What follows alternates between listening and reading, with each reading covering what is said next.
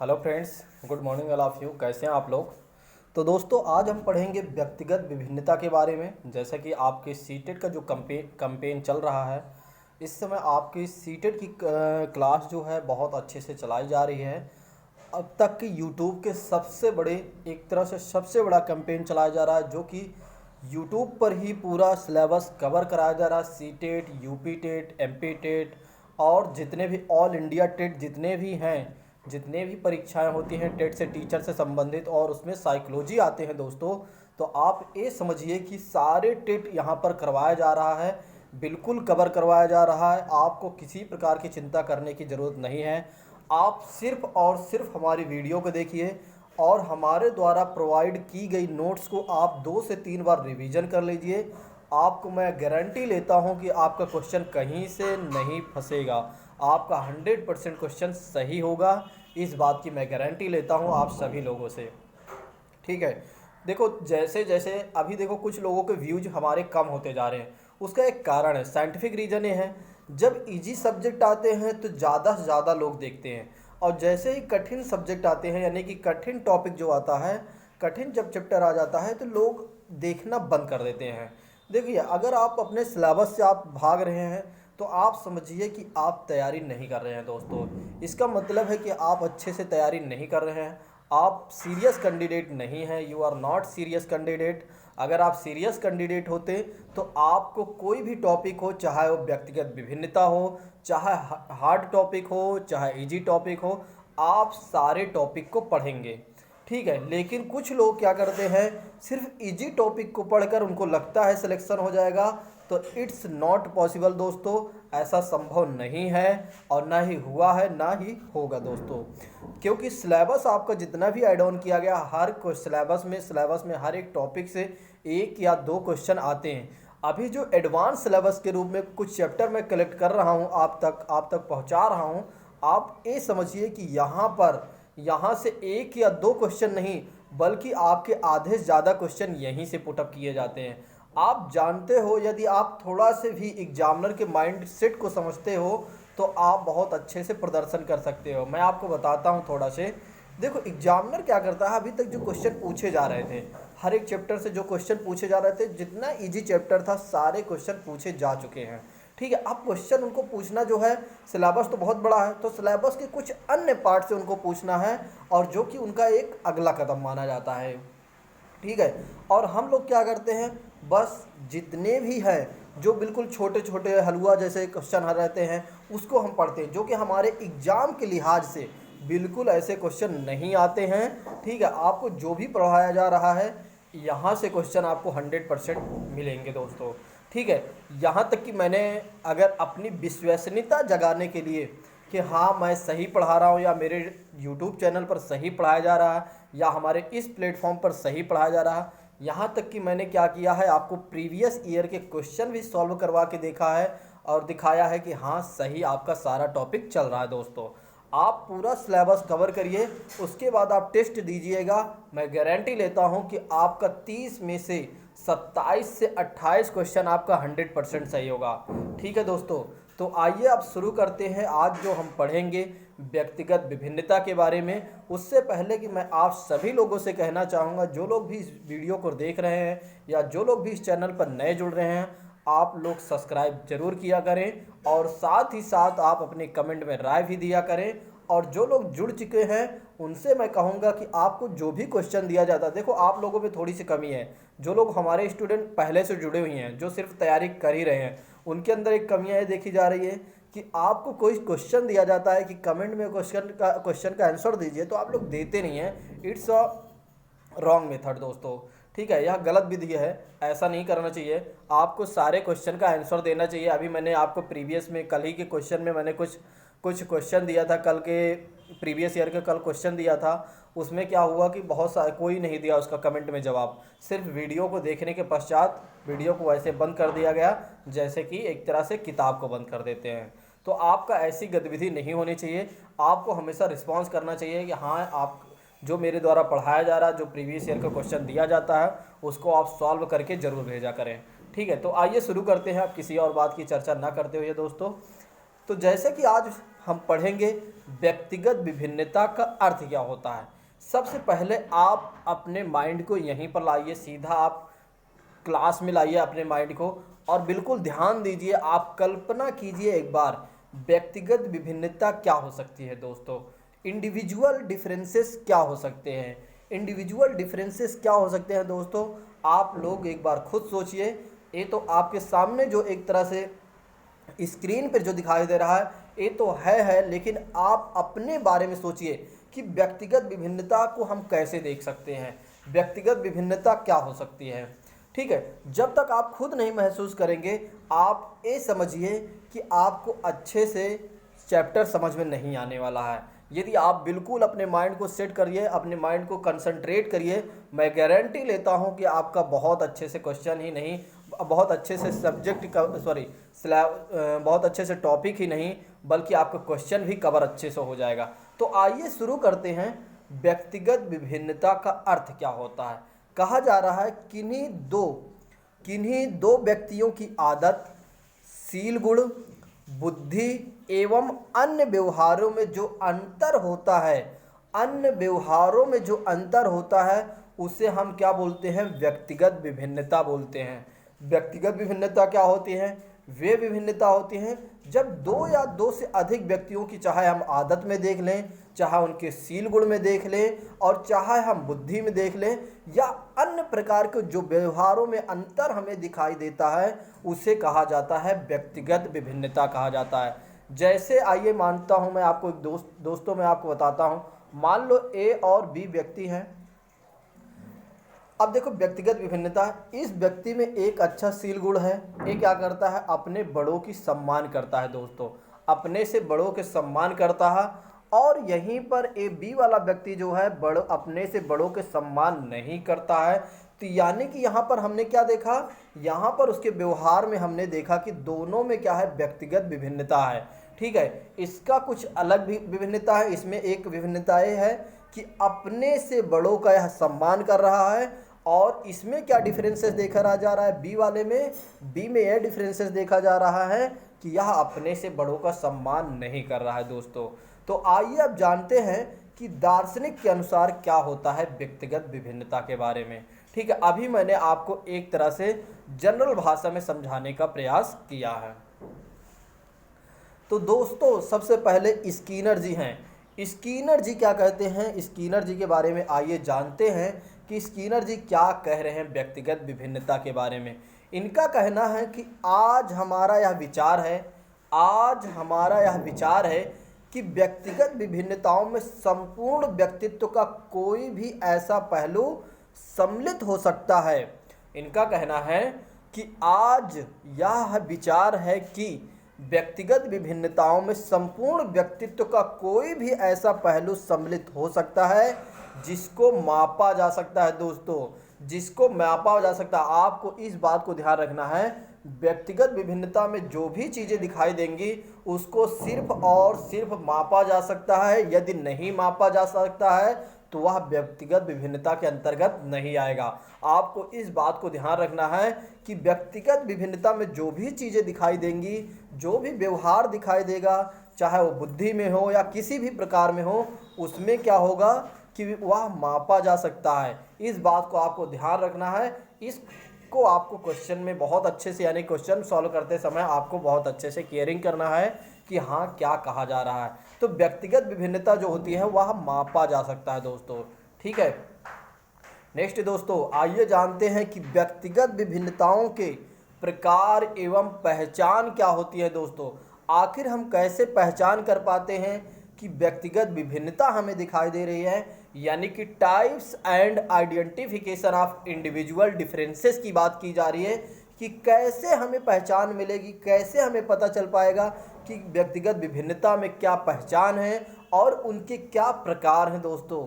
तो सबसे पहले मैं आपको बताना चाहूँगा कि व्यक्तिगत विभिन्नता के अंतर्गत रूप, रंग, देखो हमने क्या क्या देख सकते हैं, रूप देख सकते हैं, रंग में विभिन्नता देख सकते हैं, नाक नक्शे में विभिन्नता देख सकते हैं, शारीरिक संरचना में विभिन्नता देख सकते हैं, विशिष्ट योग्यताएं के बारे में देख सकते हैं, बुद्धि के बारे में हम देख सकते हैं, रुचि में के बारे में देख सकते हैं, स्वभाव, उपलब्धियां आदि को विभिन्नता से व्यक्ति के समग्र रूप की पहचान की जा सकती है।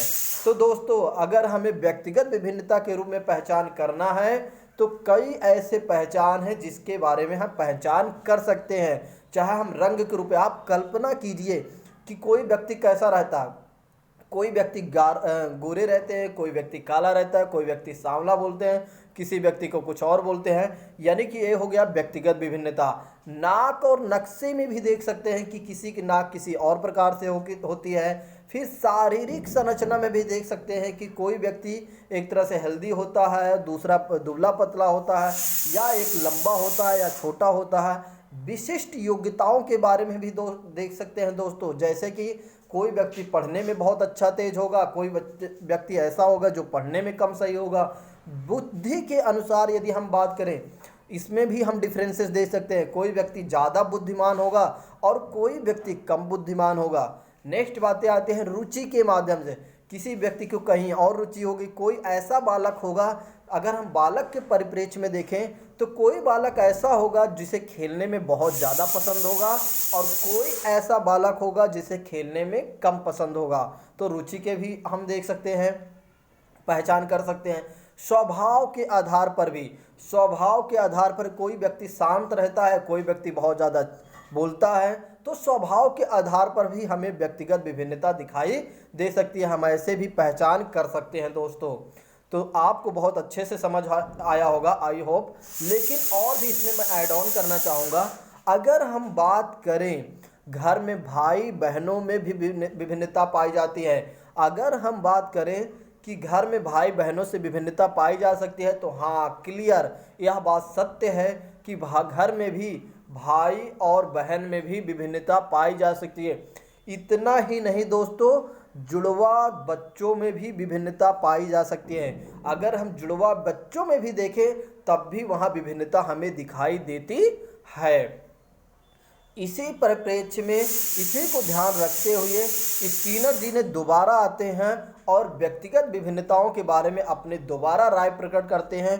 कहते हैं दोस्तों, व्यक्तिगत विभिन्नताओं में वे सभी पहलू शामिल होते हैं जिनका मापन संभव है। जिनका मापन संभव है वे सारे व्यक्तिगत विभिन्नताओं में शामिल होते हैं। तो व्यक्तिगत विभिन्नताएं वे पहलू होते हैं जो सारी चीजें सम्मिलित होते हैं, लेकिन जिनका मापन संभव है वही व्यक्तिगत विभिन्नता में आएंगे दोस्तों। तो आई होप कि आपको बहुत अच्छे से समझ में आया होगा। ठीक है, आइए जानते हैं इसके आगे की बातें। और व्यक्तिगत विभिन्नता के प्रकार में हमने पहचान करना सीखा कि हम किस आधार पर व्यक्तिगत विभिन्नता को पहचान कर सकते हैं। तो पहली चीज़ें मैंने आपको बताया, रंग रूप के माध्यम से, नाक और नक्शे के माध्यम से हम पहचान कर सकते हैं, शरीर संरचना के आधार पर हम देख सकते हैं, विशिष्ट योग्यताओं के बारे में हम पहचान कर सकते हैं, बुद्धि के बारे में हम पहचान कर सकते हैं, और रुचि के आधार पर, स्वभाव के आधार पर, उपलब्धियों के आधार पर। इतना ही नहीं, मैंने आपको ये भी बताया कि जुड़वा भाई बहन या जुड़वा बच्चे भी हैं तो उसमें भी विभिन्नता पाई जा सकती है दोस्तों। आइए अब जानते हैं कि व्यक्तिगत विभिन्नता के प्रकार में क्या क्या चीज़ें शामिल हैं। तो पहली चीज़ें हैं शारीरिक विभिन्नता के बारे में। पहली चीज़ें क्या है दोस्तों? शारीरिक विभिन्नता के बारे में आइए जानते हैं कि शारीरिक विभिन्नता में कैसे विभिन्नता पहचान की जा सकती है और किन किन आधारों को हम देख सकते हैं। तो कहा जा रहा है कि कोई भी दो व्यक्ति शारीरिक संरचना के आधार पर एक समान नहीं होते हैं।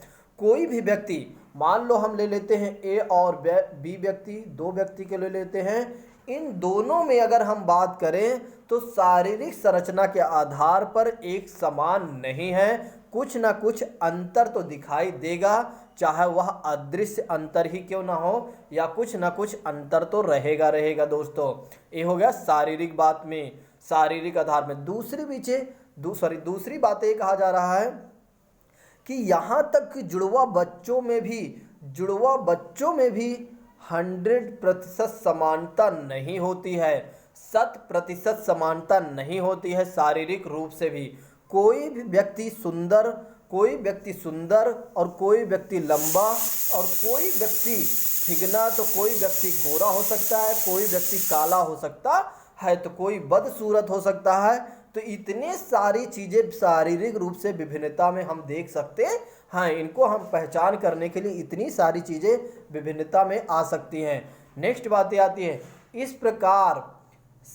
प्रकार शिक्षक व्यक्तिगत विभिन्नता का ज्ञान प्राप्त करके छात्रों को उचित शिक्षा प्रदान कर सकते हैं। आप कल्पना कीजिए कि जब आप एक टीचर बनेंगे तो आप इन आधारों को पहचान करके बच्चों में क्या करेंगे, एक तरह से उनको शिक्षा, उचित शिक्षा प्रदान कर सकेंगे। दोस्तों आई होप कि आपको अच्छे से समझ में आया होगा कि हम शारीरिक रूप से कैसे विभिन्नता देख सकते हैं और कैसे हम पहचान कर सकते हैं और आगे चलकर हम कैसे पढ़ाएंगे दोस्तों।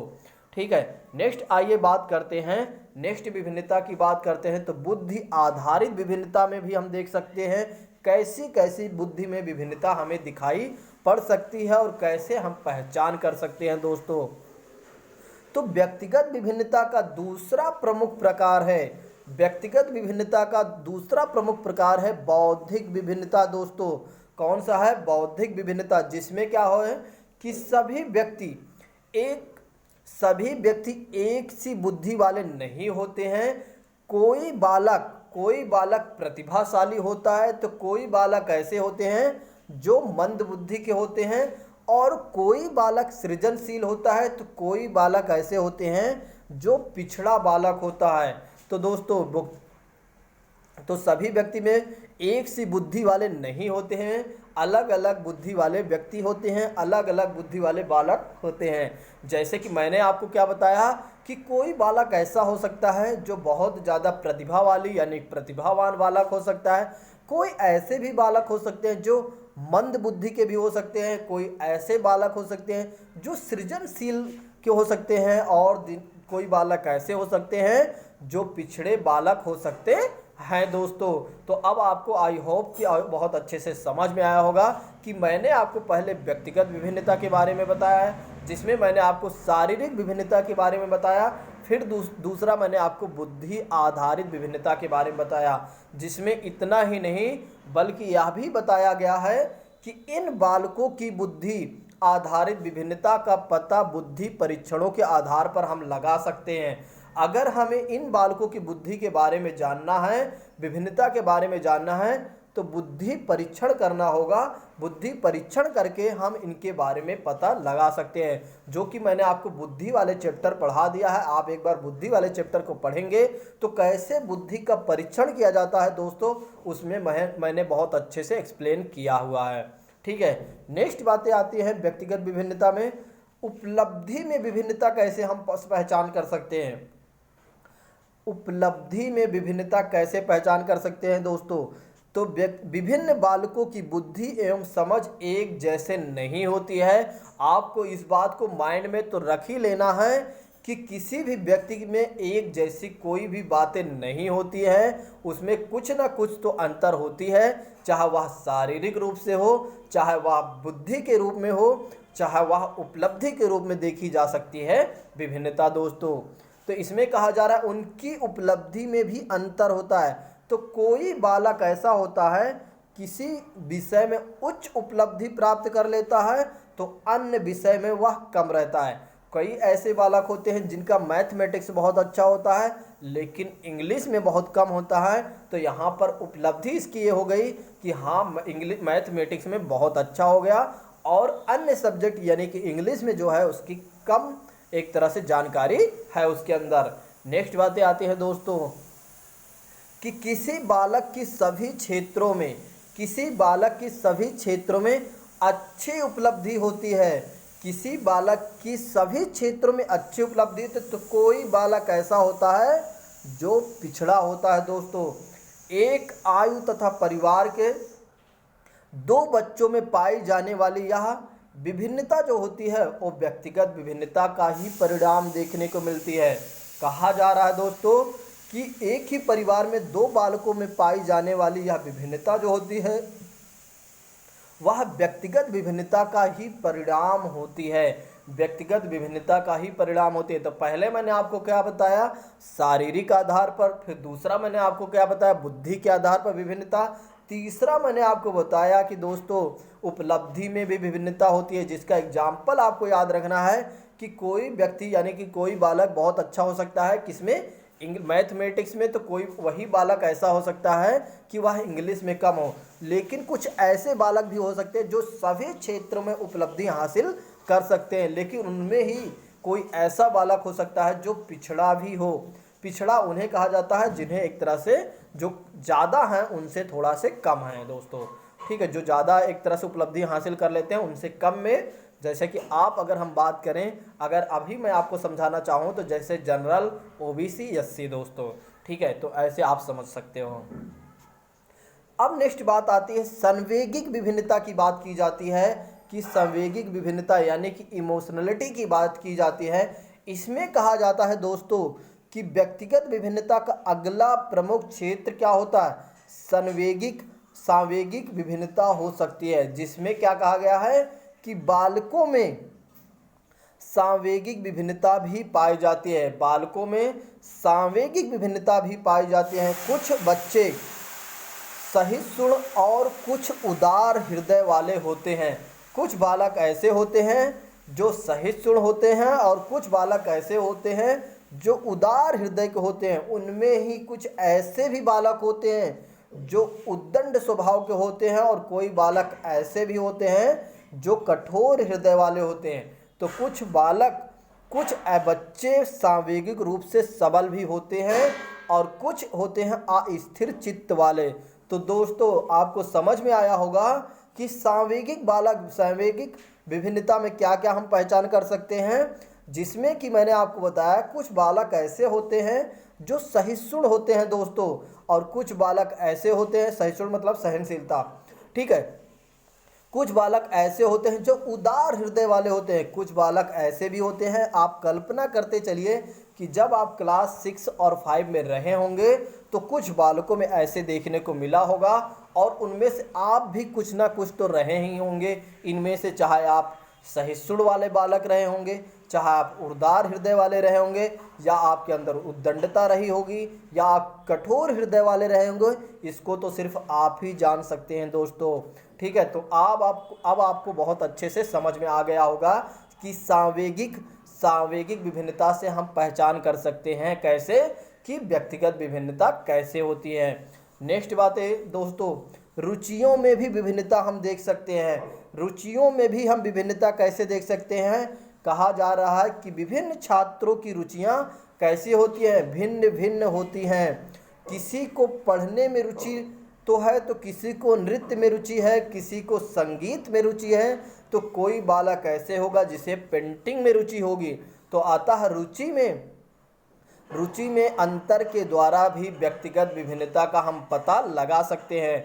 यानी कि दोस्तों अगर हमें व्यक्तिगत विभिन्नता के बारे में जानना है तो हम रुचि के आधार पर भी हम विभिन्नता देख सकते हैं। आई होप कि आपको पूरा ही क्लियर हो गया होगा दोस्तों, अगर क्लियर नहीं हुआ है तो बताइएगा। नेक्स्ट आइए बात करते हैं, व्यक्तिगत विभिन्नता के भी कुछ स्रोत होते हैं दोस्तों। व्यक्तिगत विभिन्नता के भी कुछ स्रोत होते हैं जिसमें विभिन्नता की पहचानने का आधार बताए गए हैं। पहली चीज़ें कहा गया है कि वंशानुक्रम के माध्यम से भी हम व्यक्तिगत विभिन्नता को देख सकते हैं दोस्तों। जैसे कि बताया गया बुद्धिमान एवं उत्तम शील गुणी वाले जो माता पिता वाले बच्चे होंगे उनके बालक भी कैसे होंगे, उत्तम शील गुण वाले बालक होते हैं। कहा जा रहा है कि बुद्धिमान एवं उत्तम शील गुण वाले जो माता पिता होते हैं दोस्तों, उनके बच्चे भी उत्तम शील गुण ही देखे जाते हैं। तथा यह भी कहा गया है उनके बुद्धि स्तर श्रेष्ठ भी होता है। जबकि यहीं पर बात की जाए कि सामान्य माता पिता के बालकों के बुद्धिमान जबकि सामान्य माता पिता के बालक भिन्न भी सामान्य ही होते हैं। और इन बच्चों में विभिन्नता का कारण क्या हो सकता है, वंशानुक्रम होता है दोस्तों। तो वंशानुक्रम में भी हम देख सकते हैं। आप कल्पना कीजिए आप कल्पना कीजिए कि जिसके माता पिता जैसे होंगे, जिसकी जैसे माता पिता की बुद्धि होगी, उसी तरह उसके बच्चों की भी में बुद्धि होती है दोस्तों। तो अब आपको आई होप कि बहुत अच्छे से क्लियर हो रहा होगा। नेक्स्ट आइए बात करते हैं वातावरण के आधार पर, यानी कि इन्वायरमेंट के भी आधार पर हम देख सकते हैं व्यक्तिगत विभिन्नता के बारे में दोस्तों। कहा जा रहा है व्यक्तिगत विभिन्नता का कारण वातावरण भी हो सकता है। एक ही माँ बाप के बच्चे, सभी संतान एक समान जैसे नहीं होते हैं। आप कल्पना कीजिए कि हमारे ही घर में हम ही में जितने भाई बहन होंगे उनमें भी एक समान नहीं होता है। वातावरण का यहाँ कहीं ना कहीं एक तरह से इम्पैक्ट पड़ता ही दोस्तों है। तो वातावरण पर भी देख सकते हैं, जैसे कि सामाजिक वातावरण देख सकते हैं, भौतिक वातावरण देख सकते हैं, और नैतिक वातावरण के आधार पर भी हम व्यक्तिगत विभिन्नता की जांच कर सकते हैं और पहचान सकते हैं दोस्तों। नेक्स्ट आइए बात करते हैं कि अगर हम बात करें कि प्रजाति एवं राष्ट्रीयता के आधार पर भी क्या हम विभिन्नता को हम देख सकते हैं, तो हाँ अवश्य हम देख सकते हैं दोस्तों कि प्रजाति एवं राष्ट्रीयता की आधार पर भी हम व्यक्तिगत विभिन्नता देख सकते हैं दोस्तों। कहा जा रहा है कि व्यक्तिगत विभिन्नता का एक स्रोत प्रजाति एवं राष्ट्रीयता भी है। प्रजाति एवं राष्ट्रीयता भी है दोस्तों। व्यक्तिगत विभिन्न प्रजाति के बालकों के शारीरिक, मानसिक, सामाजिक, संवेगात्मक और विकास के कुछ न कुछ विभिन्नता अवश्य हमें देखने को मिलती है दोस्तों। और कहा गया है कि एक राष्ट्र के बालक दूसरे राष्ट्र के बालक से भी किसी न किसी प्रकार के भिन्न देखने को मिलते हैं। अगर हम भारतीयों को देखें, भारतीय व्यक्ति और अमेरिकन व्यक्ति में देखें, तो इसमें क्या देख सकते हैं, नेशनैलिटी के आधार पर भारतीय लोग क्या होते हैं, या इनका जो कलर होता है सामान्य कलर के होते हैं। ये ना ही ज़्यादा गोरे होते हैं ना ही ज़्यादा काले होते हैं। लेकिन दोस्तों अगर बात करें अमेरिका की, तो अमेरिका के जो लोग होते हैं उनमें हमेशा गोरे होते हैं दोस्तों। तो यहाँ पर हम नेशनैलिटी के आधार पर भी हम देख रहे हैं कि व्यक्तिगत विभिन्नता आ रही है दोस्तों। नेक्स्ट आइए बात करते हैं आयु एवं बुद्धि के आधार पर भी क्या विभिन्नता हो सकती है। तो हाँ दोस्तों, आयु एवं बुद्धि के आधार पर भी हमें व्यक्तिगत विभिन्नता दिखाई पड़ती है।